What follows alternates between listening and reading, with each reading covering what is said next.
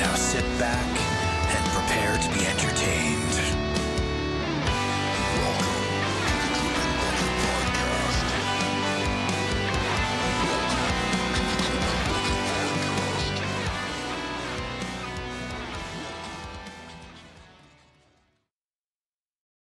Greetings and welcome back to the Dripping Bucket Podcast. Today we are joined by Stephen Aryan, fantasy author of 10 published novels with an 11th coming out next year, 11, and the most recent release, A New York Minute. Today, Stephen has joined us to talk about things and or stuff, but not both. We're going to pick one. I don't know which it's going to be. We don't talk about both. Stephen, welcome and thank you for joining us. Thank you for having me here. I'm looking forward to this. We've had chaos already, so what can possibly go wrong? What the fuck could go wrong? Totally on brand for the Dripping Buckets, so that's okay. Yep. We don't have high standards here. Excellent. So, I'm actually really curious to know. I've had a few updates about A New York Minute from you, but I'm really curious to know. For the viewer, man, I really suck. Okay, for our viewers, Stephen has previously published those 10 novels through Angry Robot, mostly, and Orbit, yeah, and Orbit. Oh shit! She's just drawing my books. She's throwing your books on the floor.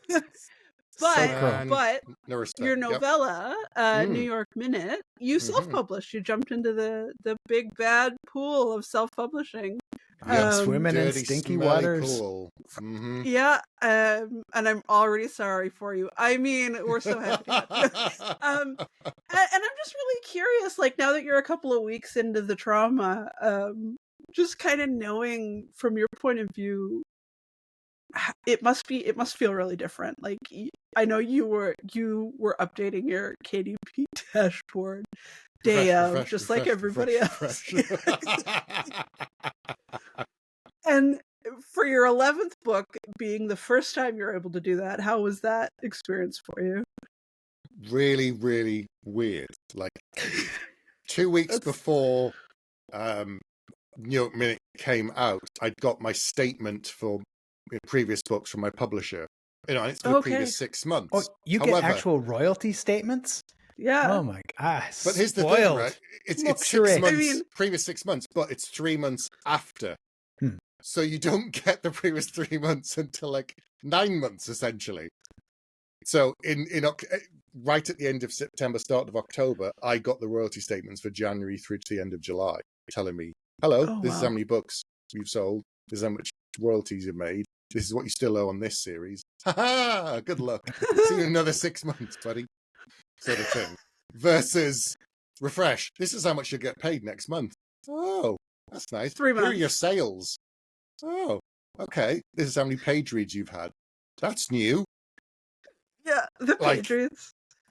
Yeah, it's absolutely mad. I mean, when I first started at Orbit, they used to have this really high-tech dashboard that you could log in and you could see your sales, and it was updated fairly frequently. And it would like with pie charts, and you could drill down and find all this information out. Now, you get none of that anyway. You just get a printed like statement that's come from a fax machine that's been scanned in and turned into a PDF.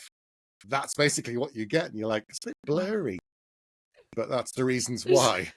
There's not a lot of industries that get like less technology go on, but apparently publishing royalties is one of those ones where you just slid off. Delivered on horseback next week. I expected at any minute the clop of hooves outside, you know, someone will jump off his horse with a little pouch, and that'll be it. To hand you your royalty statement written on vellum. Yeah. It'll be in like black pennies and stuff, and have to convert it into shillings and then take it to the bank, you know. How has your sort of experience been so far in the smelly self-publishing world? It's it is. Self-published authors. I mean, they've got a certain, as you yourself said, stink of whiskey and desperation about them. But Stephen broke the news that all writers have this stink of desperation about them, so that's not ours not is just fair more to... delayed, I think. Delayed by 9 months, and your royalty Usually, statement comes in. You're like, oh, no, and then there's we're like, the smell. It's yeah, there it is. Yeah. Smells bad. Smells I like. think there was an actual question sour. buried in there. What was the question, Fletcher? How's it been so far? Yeah. How's it been so far? It's been okay. Yeah, it's actually been really interesting. I've learnt a lot from talking to a lot of people, like both of you, who helped me with this, and getting feedback from people has been really interesting. Building my own kind of like review schedule and doing all of that myself, and saying to people, I think I've an advantage in a lot of ways compared to some self-published authors who start cold, because I've got a brand and a name, and I've got a bunch of books out there already. So I wasn't like cold calling reviewers and saying, hello, you've never heard of me and you have no idea what kind of stuff I write. Do you want to review this book? Here's an arc. And they'd be like, I don't know, maybe. I was able to go to people who'd read my books, reviewed them and liked them.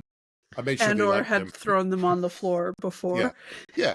I didn't go through ones who read it and went, this is the worst thing I've ever seen ever. Those are probably not the ones I wanted to target. Would you like another one? Do you want another one? It's quite different, but you might like it. Be like, really? Why? No. So I was a lot more careful. I built that list. I gave myself more time up front because I'm used to how slow things are and how slow people respond to things. So I did all of this like months ahead, and then created a review that's still going on now. I've got a few more days left of reviews of the review tour for most of October. That's fantastic. And I've done like podcasts that I've sorted out myself, and interviews and blog posts here and there. So it's just all the PR and marketing I've done myself, and rise or fall, it's then off my own back. And surprisingly, you've got exactly the same amount of PR and marketing as you would have had you gone through a large publisher. Weird. I still would have done a lot of it, but I think they would have sort of organized some things. But I do tend to chase my publishers a lot. But even from the beginning, because my background's in marketing and business, I asked like my first editor a bunch of questions, and her face was like, why is he asking me that? Because most writers are just creative brain people. They're not business brain people. And I came in with a bunch of like business questions, and she was like, oh, I'll check into that for you. And I'm like, please do. Yeah, so thanks. I think I've been a pain in the arse since day one is what I'm basically saying. I mean, you mustn't have been that much of a pain in the ass, or at least it was paying off, because you got 10 books out of it, which is more than Fletcher can say. I think I got 2 before they chased me out of the exactly out of the barn. My first trilogy did really well, and it earned out. So they were like, do it again, but the same, but different, but the same. So I did, and then predictably it didn't do as well. Yeah. And so they then didn't promote it as well. So who could have figured that? If you don't promote something, it doesn't do well. But I've had other deals since then with people that I got on with a lot better, and who understood what they're trying to do with my books, perhaps, and editors that I could work with more closely. But yeah, I'm not saying I've just kept pushing. I kept changing. That's the other thing too. I haven't done exactly the same book every time, because I get so bored. I never want to repeat myself. So six books with the word mage in the title. Everyone's like, is the next one got loads of magic? I was like, fuck no. God, I've done that. I'm done with for the last 10 years, essentially, behind the scenes in 6 books and all the build-up and getting an agent. It's like, Jesus, now I need to do something different. So I did. And then I got bored of that. So I did something different again. And then you jumped into historical fantasy for... Oh, God, never again. Oh, no. I need a long rest before I do that again. 1 and done, although it's a trilogy, so it's like 3 and done, which is like 5 years or so of working on those. Basically, yeah. 5 years working on this trilogy. 2 years background research and, leading up to writing it, and then 3 years of writing and editing and all that stuff. But yeah. And it's just going so well, yeah. But the 3rd one is coming, and it is, they're gorgeous. Covers are and they're getting a lot of buzz. Yeah. I love the covers. I work closely with the designer on all of them, to be fair, on my covers, but particularly on these ones get them feeling right. And I'm really happy with how they come out. So That must have translated really well then to taking over self-publishing, because it's like if you already knew kind of what you're doing and you've already worked with cover art before, it is just kind of leveling up your skill set and your involvement from where you were. Yeah, the other thing I'm good at is knowing when I'm not good at stuff. So I went to the designer and said, here's 3 or 4 ideas I had. If you've got something better, please do, because I'm not a visual person. Do that. So she gave me like a rough sketch of one of the ones that I kind of came up with, and she showed me, and she said, it feels a little bit like a YA fairy tale novel. And looking at it, I was like, you're absolutely right. And then she came up with something much better, and that's what we went with. She was like, here's just something, see what you think. I'm like, that please. So I did that. If you pivot again into YA fairy tales, you've got a cover. I've got the cover, on I've lock. got the trees, I've got the castle, I've got the prince. Yeah. So, it's all there. It's ready. Now I'm really curious to see that cover. It just looked a little bit too kind of gothic-y, and I'm like, yeah, that's not the story. This is a crime story. This isn't a gothic-y fairy tale. Yeah, and I do think the cover you ended up with fits New York Minute really well. Like it is dark, and it's almost urban city-ish, but not, because it's a genre. Just a different New York. Yeah, Rachel St. Clair did the cover for this. For New York Minute, and I was really happy with that. So, yeah. So, what is next for you? What are you working on? What are your plans for the future? World domination, of course. Let me see if I can take a stab at it. Is it more books? Yeah. It's going so well so far. Yeah. Okay, so where are we? End of October now. So The Sorrow of the Sea is done, completely edited. I've only got the proofread to do for that, and that'll come from before May. I'm 110k into a new fantasy novel. I've got 6 chapters left to write, so it'll be 120-ish, maybe 130 at most.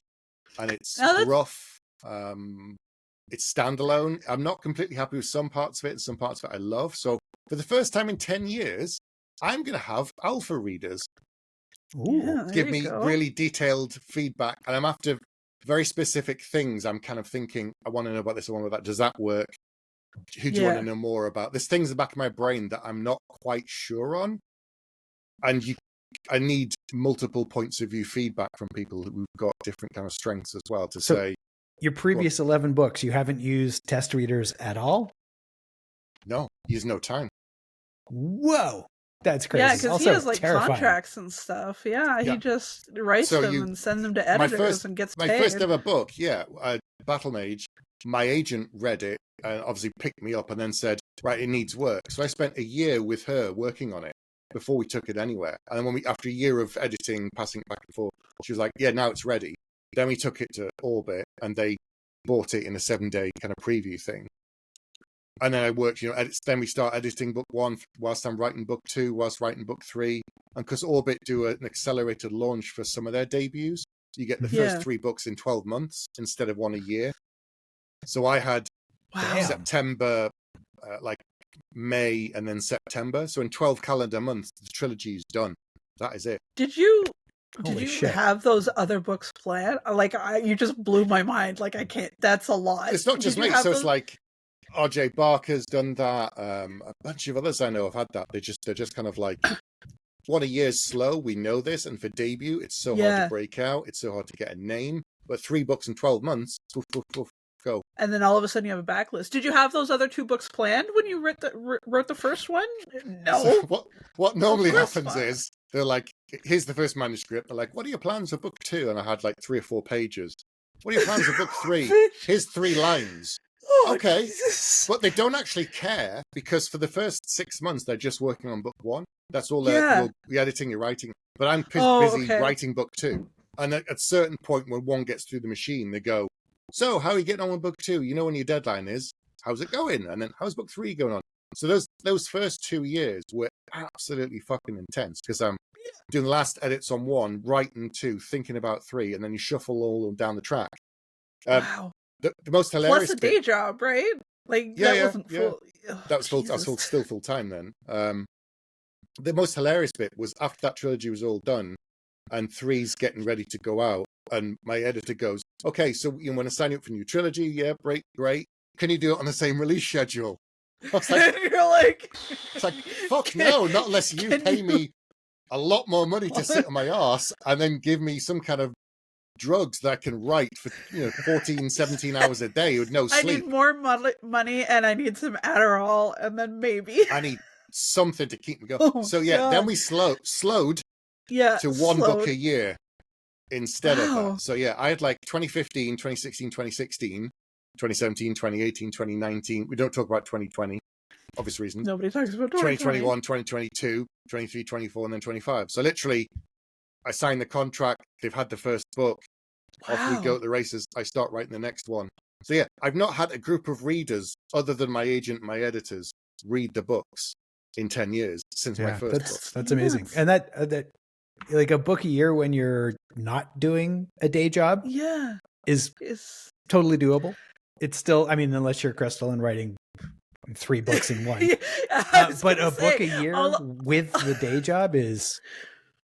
Yeah, it's very recently that I've come part-time. That's the only, because I've had a backlog and because I've built up some of stuff. I couldn't do it before. I just couldn't afford to do it. It's like, it's not possible. But when you're in your 20s, you can get up at stupid o'clock, and I'd write partner would go to bed, I'd write from like 11 o'clock onwards until I fell asleep, went to bed, get up at 6, you go to work next day, and you do that 5 days a week. In your 20s, you're fine. You're coasting. You're absolutely coasting. And in your 30s, a little bit tougher. Now in my 40s, there's no way I'm doing that or doing the same schedule. That's like, you must be fucking kidding. I mean, I just spent 9 days straight doing something, working essentially like 9 days straight. That really put me in my ass. It gave me a cold. I'm exhausted. I need to rest and recover. So this is a whole new kind of era that I can write smaller projects alongside longer novels, but also I can now be like, see what you think of this. What do you think? Give me some feedback. What's working? What's not working for you? And play around with it. Weird, isn't it? Yeah. Interesting that the publishing world is starting to take on some of these self-publishing traits. Like that's totally a self-publishing sort of insane schedule, like the kind of thing the rapid release. Ben Galley or Rob Hayes would willingly throw themselves into because they're nuts. I don't know of any other author that's been able to maintain that pace after the first trilogy, though. Like, no one else has gone, I'll do another 3 in a year. I don't know of anybody who's done it. We had the benefit of longer up front went before it all kicks off.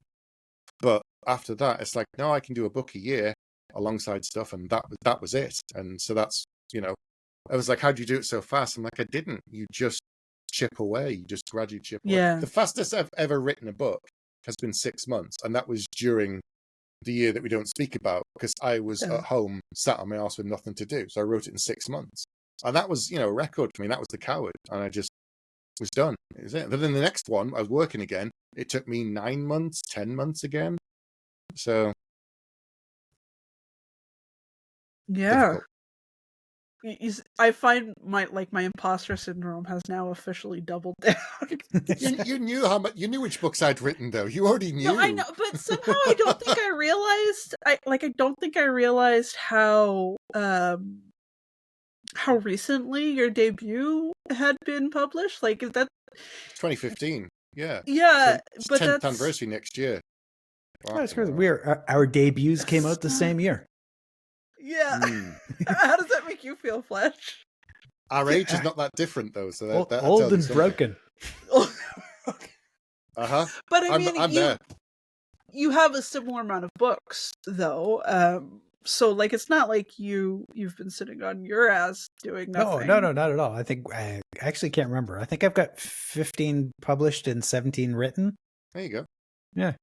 Man, with I'm maybe a week or 2 away from having another book finished. See? Yeah. Now, which one is that you're nearly finished? So the horror novel with Clayton the horror. Okay, yeah. Okay. Is like 95% first draft written. Nice. Yeah. We'll see. Yeah, I'm doing it all wrong, guys. That's what I'm learning. Well, the problem is you write so fucking slow, and you write such huge fucking books. I used to write fast. I swear I used to write fast. I feel like, I don't know, man. Like, there's some part of my brain that broke recently that I cannot. The ass and chair has gotten harder, and I'm not sure why. I thought about this too in the last week. So I did this project where I was, I was not at home. I was writing in basically a coffee shop at the university for this project. So totally alien environment on a laptop, 5 days writing straight, 6-day kind of other stuff around it. And I'm like, I always write in the same place, always have my headphones on, always have music on or silence. Writing a coffee shop is going to be a fucking nightmare. I've got to do lunchtime work sessions. I'm thinking I'm just not going to get anything done.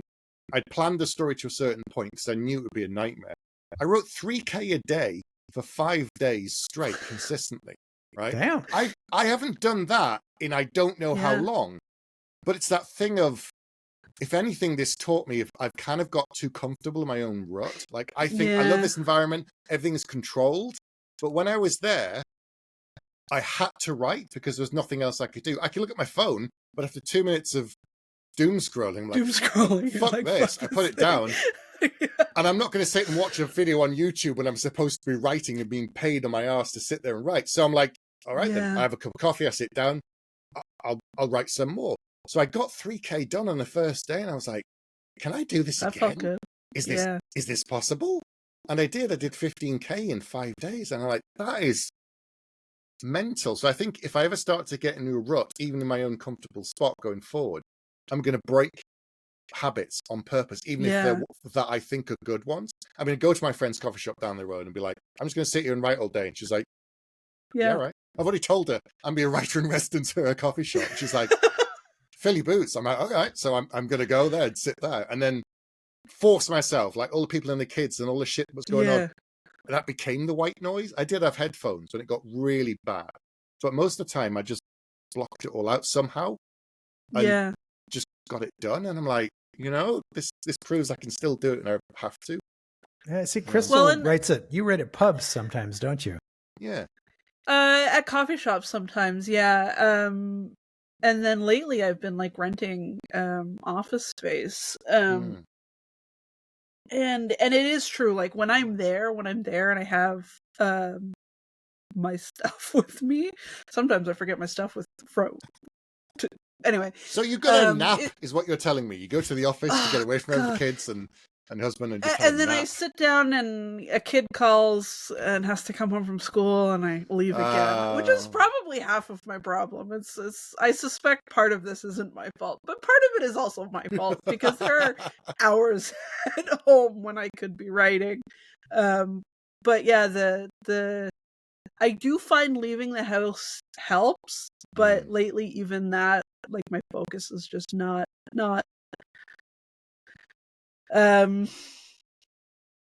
like even if I get the time out of the house, I find I have to be able to think about what I'm going to write before I sit down to write it.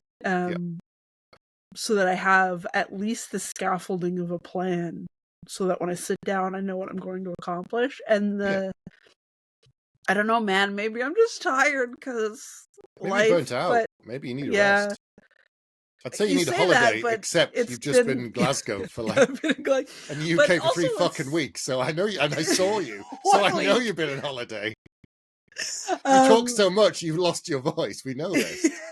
I still say that was not my fault. That was Christian Cameron's fault for overpacking that tiny bar. Were you there for the? No, I was busy doing a thing. I couldn't get out, so I was stuck. Lucky you.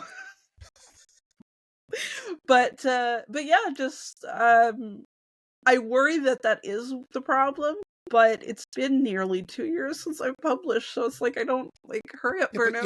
You're not on a schedule like I was. I'm not like the other reason I do the work is I've got a deadline. I have to get it done. Same as this week that's gone by. I'm like, I've only got 5 days. I have to get this story done, and it's not perfect, and I can go back and fix it. But at least I think if you set yourself a deadline, you can go, I just push it back.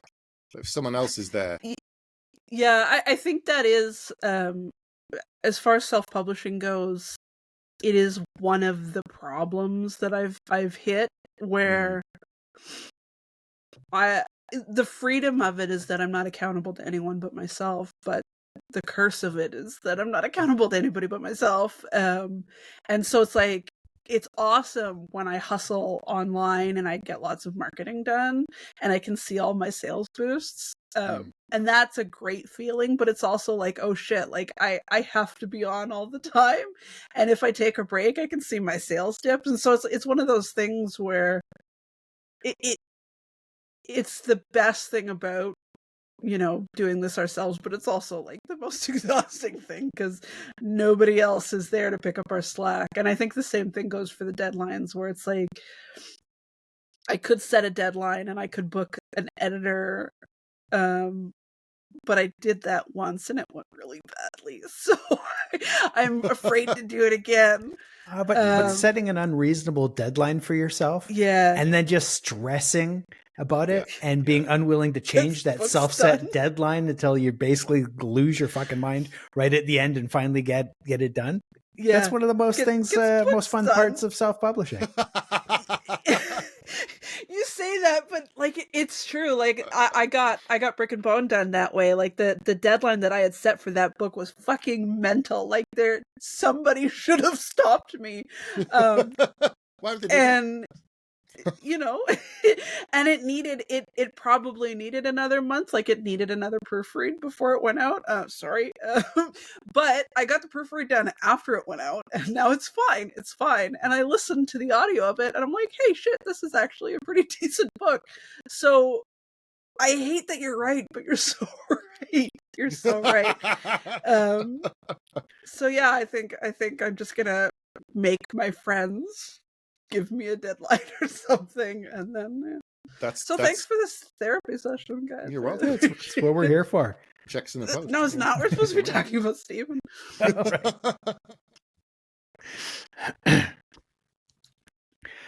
Where are we at? What is that? A 6 and 8? I don't know. Yeah.